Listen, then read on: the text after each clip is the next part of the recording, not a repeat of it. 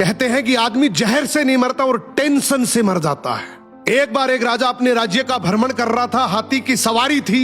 हाथी ताकत के नशे में चूर था। हाथी ने ध्यान नहीं दिया और उसकी सूंड से एक मस्त मोला फकीर का कटोरा गिर गया। फकीर को बड़ा गुस्सा आया। उसने कहा, रुक मैं बताता हूं, और हाथी का पूंछ पकड़ लिया। हाथी ने पूरी ताकत लगा दी पर हाथी एक कदम आगे नहीं बढ़ सका। राजा ने पीछे मुड़ के देखा तो फकीर के हाथ में हाथी का पूंछ था।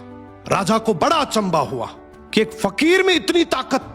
राजा फकीर के पास गया और बोला, आपकी जगह फुटपाथ पे नहीं, आपकी जगह तो राज दरबार में होनी चाहिए। आप इतने ताकतवर हैं, आप हमारे साथ चलिए। आपको कुछ नहीं करना, केवल राज दरबार के राज मंदिर में एक दीपक जलाना है, सुबह 4 बजे उठना है और आरती करनी है।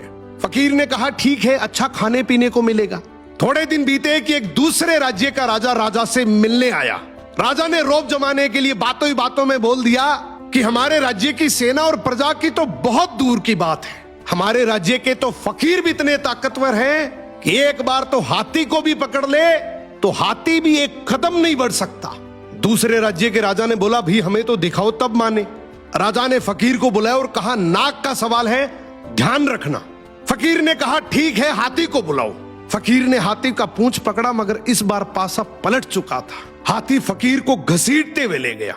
ये देखकर राजा को बड़ा अचंभा हुआ और फकीर से बोला कि जब तुम फुटपाथ पर रहते थे, रूखा सूखा खाते थे, तब भी तुम में इतनी ताकत थी। अब तो तुम राज दरबार में रहते हो, 56 प्रकार के भोजन करते हो, फिर ताकत कहां गई? फकीर जोर से हंसा और बोला, राजा जी, ताकत को टेंशन खा गई। पहले मेरे कोई टेंशन नहीं थी, कब उठना है, कब जागना है, कब सोना है। अब रात को सोता हूं तो टेंशन लेकर सोता हूं कि सुबह 4 बजे उठना है, दीपक जलाना है, आरती करनी है। टेंशन मेरी ताकत को खा गई। यही हालात आज के समय की है। हम सोते हैं तो हर दिन हजारों टेंशन लेकर सोते हैं जो हजारों बीमारियों को न्योता देती है, जबकि हमें पता है कि टेंशन करने से कुछ नहीं होगा। वही होगा जो भगवान को मंजूर है। फिर टेंशन करने का क्या फायदा? सो मेहनत पे भरोसा रखो।